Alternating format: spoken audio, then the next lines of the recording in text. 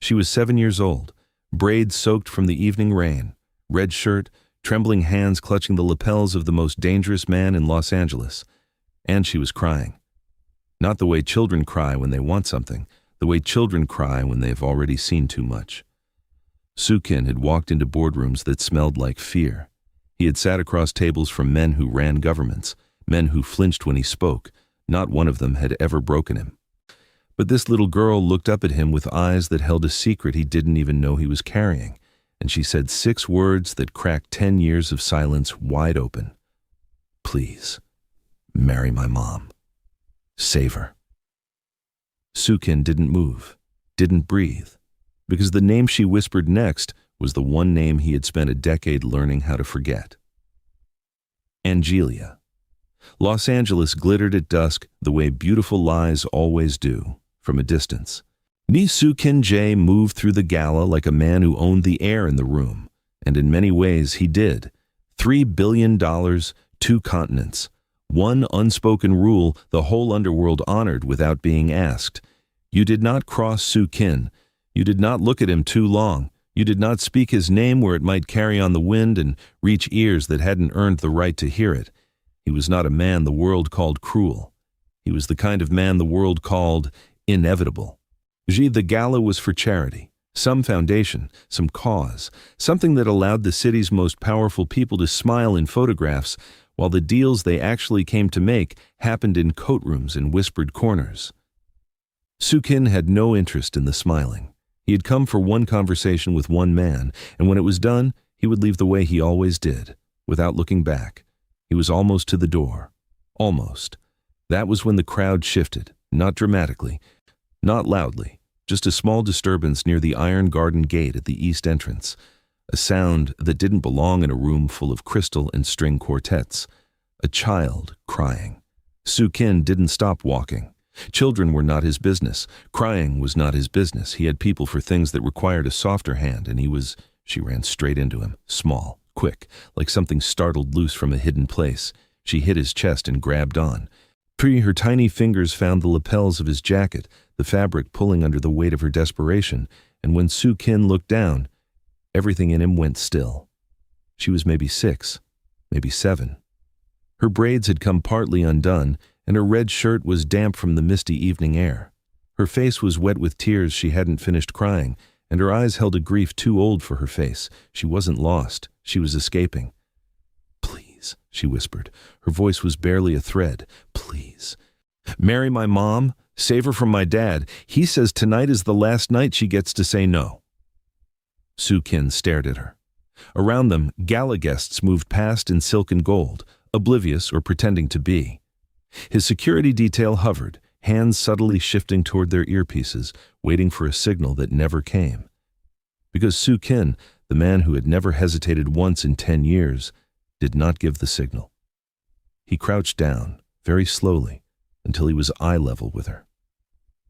What is your mother's name? He asked, low, controlled. The voice he used when he already suspected the answer was going to cost him something. The little girl sniffled, and then she said it. Angelia. Angelia Monroe. The name didn't just land. It detonated. Soo-kin did not react. His face did not change. His breathing did not shift. But something beneath the surface of him, something buried under a decade of deliberate silence and iron control, moved with the slow, terrible momentum of a fault line finally giving way. She didn't know what those 2 words had just unlocked. She had no idea that the man crouching in front of her had once made a vow on a rooftop in Busan 10 years ago, on a night that smelled like salt water and impossible choices. She didn't know she had just walked into the center of a war that had been quietly building her entire life. She didn't know any of it. But Soo-kin did. He reached out and brushed a tear from her cheek with his thumb. His jaw was tight. His eyes were unreadable. What is your name? He asked. She blinked at him. Naya. He stood, picked her up in one motion, and walked directly to his car without a single word to his security team. One of his men opened his mouth. Soo-kin's eyes closed it for him. Drive, he said, as Naya pressed her wet face into his shoulder. Hillcrest District. A now. That word, now, was the word Soo Kin used when time had already run out. His head of security turned from the front seat, voice controlled but urgent. "Sir, that is Senator Sterling's territory. If we cross into, I know whose territory it is." The car pulled into the night, and the city blurred past the windows, all neon and rain-smeared light, and Soo Kin's hand was already moving to the child's neck before the door had fully closed, because he had seen it the moment he lifted her. It's the glint of gold against her brown skin, the thin chain, the worn casing, the locket. His locket. The one he had pressed into Angelia's palm in Busan on the last night they had, the night his father's men came to the door and the choice stopped being a choice. He had told her, "If it ever gets bad enough, if you ever need me to come back, send this. Send it with someone I will believe." She had sent it with their daughter. Or he understood that in the same instant the full weight of it hit him, the locket, the child, the name, the timeline, and something in his chest tore open along a seam that had never properly healed. He opened the locket. He expected her face, the photograph they had taken on the roof. The one she had laughed at because the wind had pulled her hair across her eyes right at the moment the shutter clicked, and she had said it was the most honest photo anyone had ever taken of her, because life was always doing that, obscuring the best moments just as they happened. What he found was not a photograph.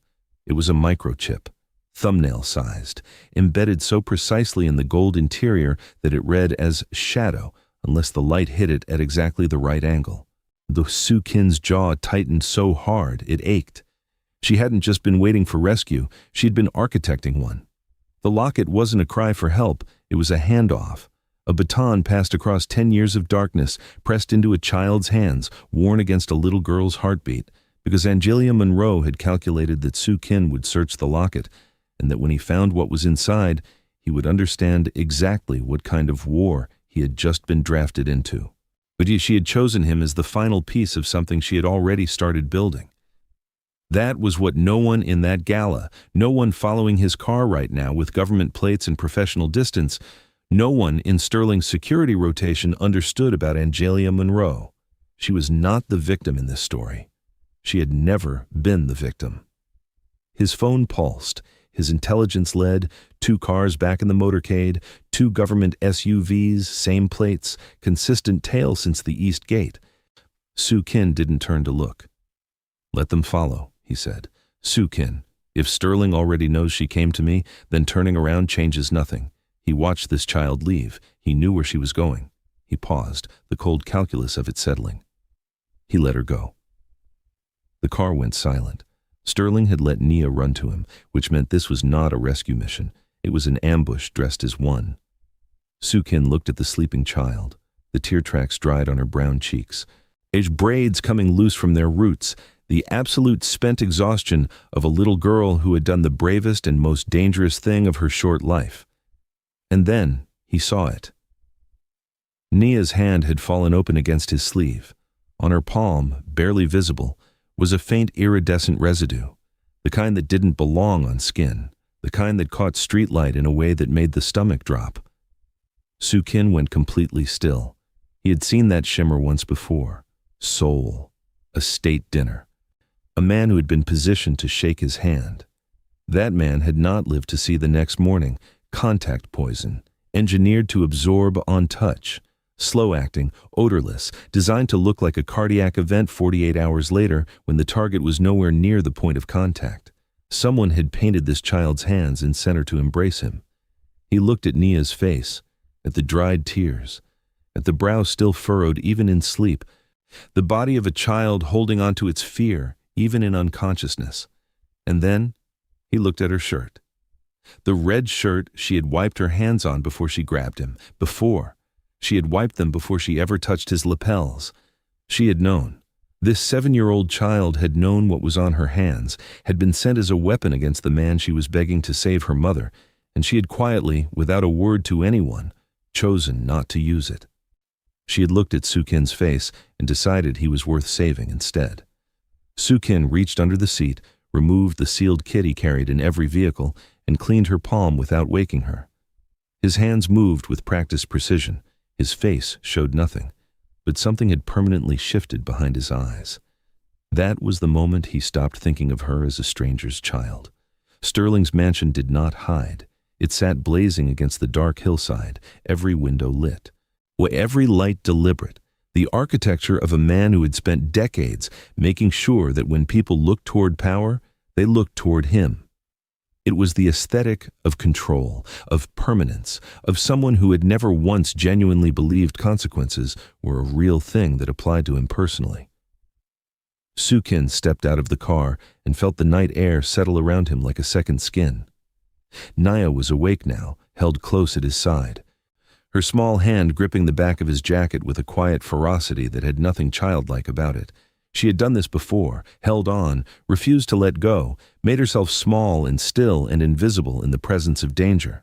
Someone had taught her that, or someone had forced her to learn it. "Stay close," Soo-kin said, low, even. She nodded and didn't ask questions, and that broke something in him all over again.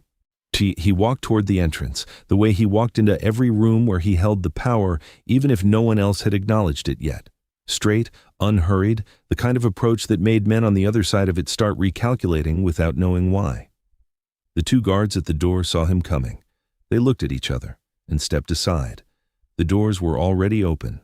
That particular obscenity, the open door, the lit house, the welcome that announced itself as a trap, told him everything he needed to know about what Senator Marcus Sterling thought of this encounter.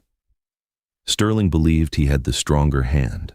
Sterling had been believing that his entire life and the world had been agreeing with him long enough that he had stopped being able to imagine otherwise. Soo-kin crossed the threshold.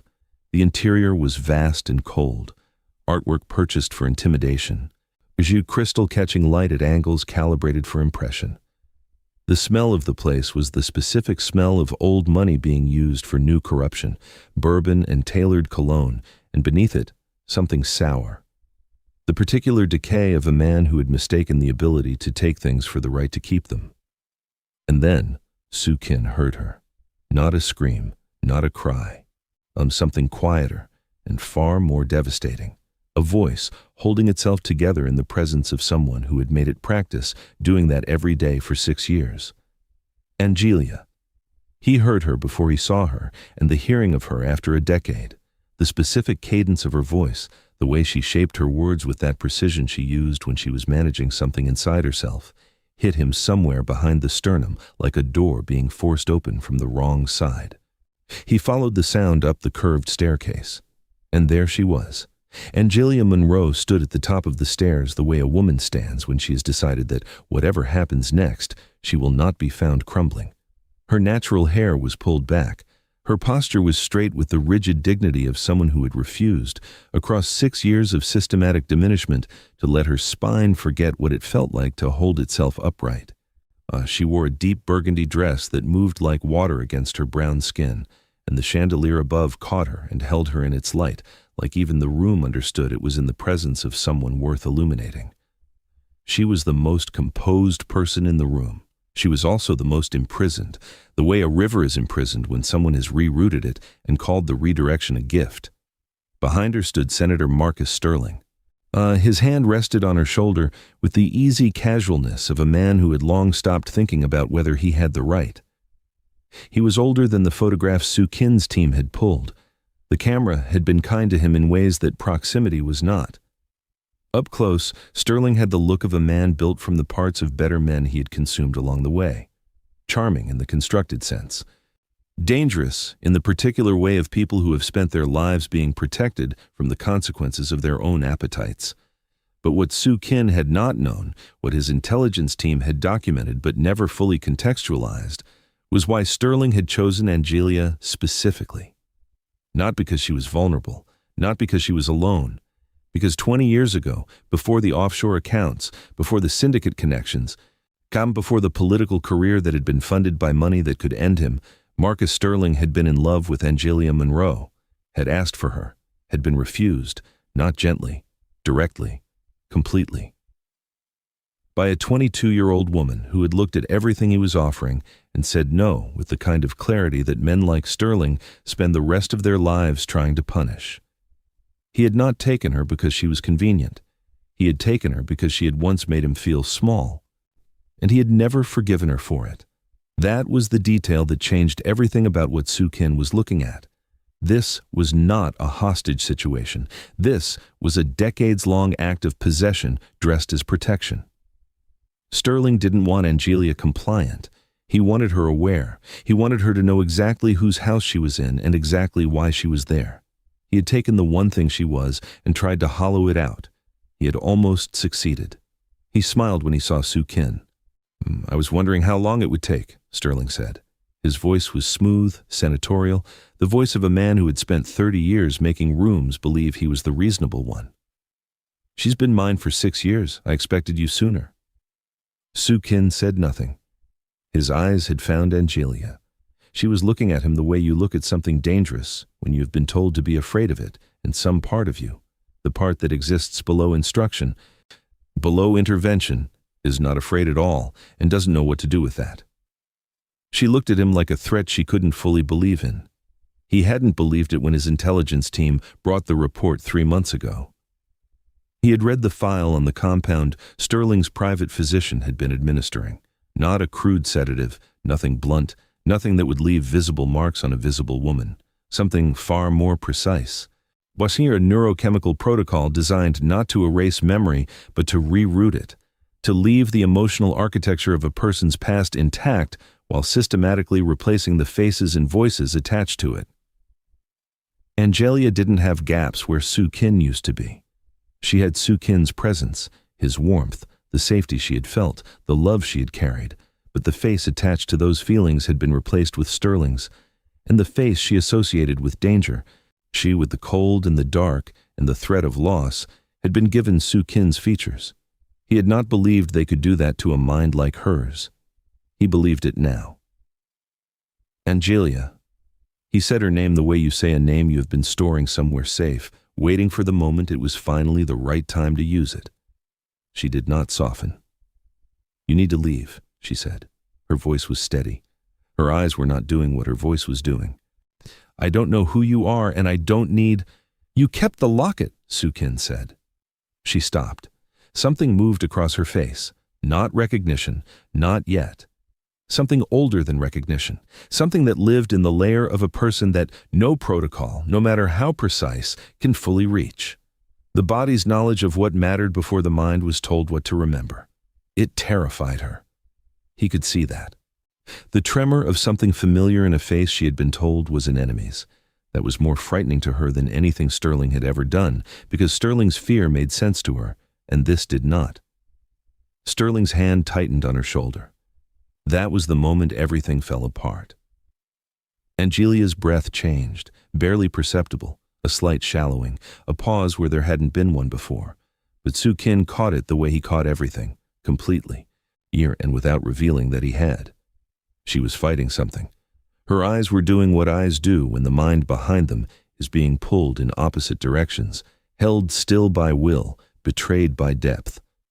She looked at Soo-Kin the way a woman looks at a man whose face keeps arriving in the places her sleep takes her when the medication wears thin, with the specific confusion of someone who has been handed a narrative that almost fits, but not quite.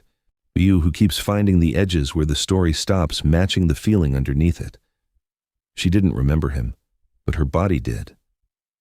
Sterling noticed. His hand moved from her shoulder to the small of her back, the gesture of a man asserting inventory, and he looked at Soo-Kin with the smile of someone who had been the smartest person in every room he'd entered for so long, he had genuinely forgotten that rooms could change. "She doesn't know you," Sterling said, or with the pleasant tone of a man describing an investment performing well. "Whatever history you think exists between you, she's been relieved of it, not crudely, elegantly. The best neurological team money can source." He tilted his head. "Here is what is extraordinary about it. She doesn't fear you because she was instructed to. She fears you because she has genuinely, organically reconstructed that conclusion using the emotional raw material we gave her. She built the belief herself. Her mind did the work." He paused. "Isn't that something?" Soo-Kin looked at Angelia. She was watching him with the expression of a woman whose instincts and instructions were running 2 different programs simultaneously, and the dissonance of it was beginning to show at the seams. He switched to Korean. Not formal Korean, not the language of contracts or negotiations. The private dialect of the week in Busan, the cadence they had fallen into after the second day when the guards rotated and they had 20 minutes alone on the roof and the wind off the water was cold. And she had said, "Teach me something real, not textbook Korean, the kind that sounds like a person who actually lives in their body saying something they actually mean." He said, "You told me the sea smelled like a promise that hadn't been kept yet. Every morning. I'm standing at the railing with your coffee going cold because you kept forgetting to drink it. I never told you that I memorized that. I should have told you that." Angelia went completely still. Her lips parted. And then something happened that Sterling's neurological team, for all their precision, had not accounted for. The specific combination of that cadence, those words, and the particular quality of Soo-kin's voice saying them reached somewhere below the rerouted architecture, somewhere in the body's oldest filing system, the place that stores not events, but the feeling of events, and a hairline fracture ran through the surface of what had been built. "Stop," she whispered, not at Soo-kin, at herself. Sterling's pleasantness left the room entirely. "Whatever you think you're doing, I'm talking to my wife," Soo-kin said. The word detonated quietly. Angelia's hand moved to her sternum without her permission, flat against her chest over her heart, the involuntary gesture of someone trying to physically contain something that is pushing upward from inside. "She is not your wife." Sterling's voice had dropped to its real register now, the one underneath the senatorial warmth, the one that had been there since the night a 22-year-old woman told him no, and he decided then and there that her entire life would become the answer to that. "She was a mistake you abandoned, a loose end. I simply refused to leave her unaddressed."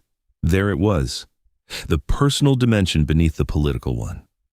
This had never been about leverage, never fundamentally about the offshore accounts or the digital key. Those were instruments. Whereas the motive was older and smaller and far more pathetic, a man who could not survive being rejected and had spent 30 years constructing an elaborate answer to a single moment of refusal. Soo-kin looked at him for exactly 1 second. Then, from the far side of the room, a figure stepped out of the shadow behind Sterling. Soo-kin recognized him before the recognition was fully conscious. Han. 8 years, right hand, every safe house, every account.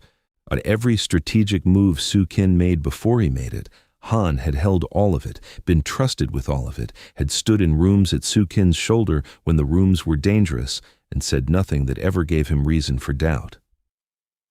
Han stood beside Sterling with the stillness of a man who had been carrying a secret so long it had become indistinguishable from his personality. "Soo-kin," Han said.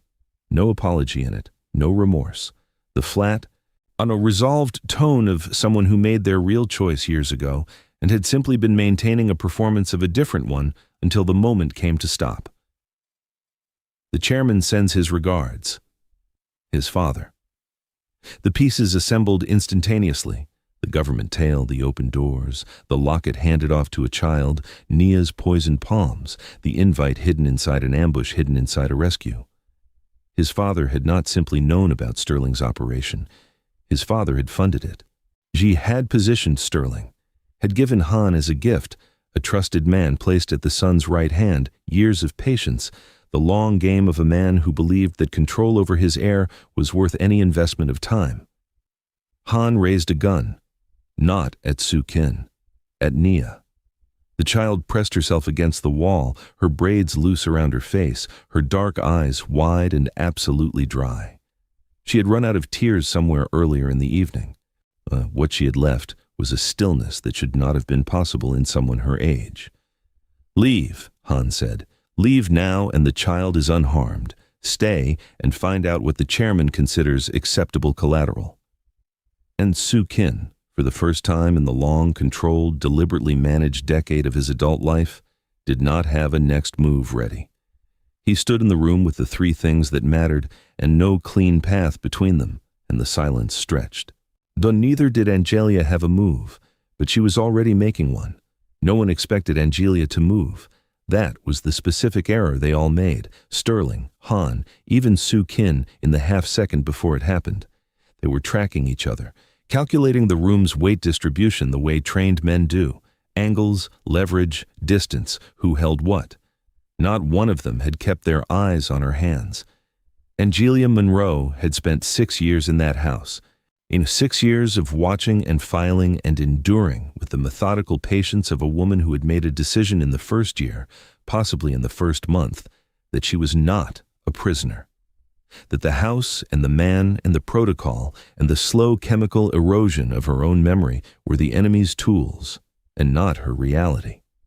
She had learned every camera blind spot, every guard rotation, every soft point in the security system. B, the location of the emergency override panel behind the East Hall painting, the guards who drank, the ones who didn't, the frequency at which Sterling's confidence in his own security made him sloppy about the details. She had mapped this house like she intended to take it apart from the inside, because she did. She moved the instant Han's attention split toward Soo Kin, a fraction of a second, the natural pull of a threat assessment refocusing, and she drove her elbow backward into Sterling's diaphragm with the kind of precision that has nothing improvised in it.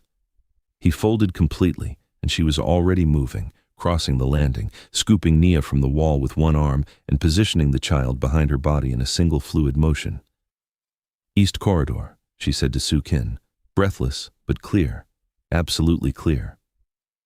30 seconds before the secondary grid resets. "If you're coming." "The move!" Soo Kin looked at her. She had not looked at him while she said it. She was already scanning the corridor with the focus of a woman running a sequence she had rehearsed. She knew. Not everything. The programming was still in her. He could feel its presence in the careful distance she maintained, the way she hadn't held his eyes for more than a second, since the Korean had cracked something open in her. The re-rooted architecture was still standing. But Angelia Monroe had been fighting it from the inside with everything she had, and the woman standing in front of him now, jaw set, Nia pressed against her side, moving through her own captor's house like she had built the exit herself, was evidence of exactly how much she had managed to preserve underneath it. He moved. They crossed the east corridor as the lights in the house stuttered and dropped. Angelia had pre-wired something to the override panel, weeks ago, months ago, to the kind of preparation that requires the absolute conviction that the moment is coming and you will be ready for it. And in the sudden dark, Sterling's security detail stalled, their communication frequencies blinded with the power drop. Han recovered faster than the others. He came through the dark the way someone comes when they know the building they are moving through, when they have been inside the same system long enough to carry its geography in their muscles. He found Soo Kin in the corridor, and what followed was not dramatic in the way outsiders imagine these things to be. There was no spectacle. Two men who had trained under the same institution, who had eaten at the same table, who had trusted each other with the kind of proximity that only proximity to danger creates, and that intimacy made everything about it worse. Every move Han made was one Soo Kin had shown him. Every counter Soo Kin threw, Han's body was already reading. It ended when Soo Kin stopped being the man Han expected to fight. He stopped being the operative, the strategist, the controlled, efficient, minimum force professional. He became the chairman's son. The thing his father had built before Soo Kin had spent a decade dismantling it from the inside of himself. The colder, older, more absolute thing underneath all the restraint. Han saw it happen in his eyes. 1 second of hesitation, the recognition of something he had not prepared for. That was the second Soo Kin needed. Han went down. Not dead.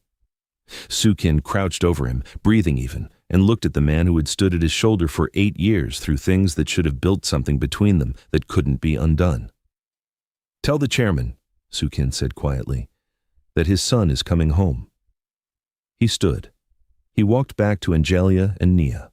The three of them moved through the final corridor and into the night air, the hillside, enormous and dark around them. It was as the city burning its indifferent lights in the valley below. Nia was shaking without making a sound, her braids loose, her red shirt twisted, her small arms around Angelia's neck with the absolute grip of a child who has decided she is not letting go of this particular thing, no matter what the rest of the world does. Angelia held her the way women hold children they have kept alive through things no child should require surviving.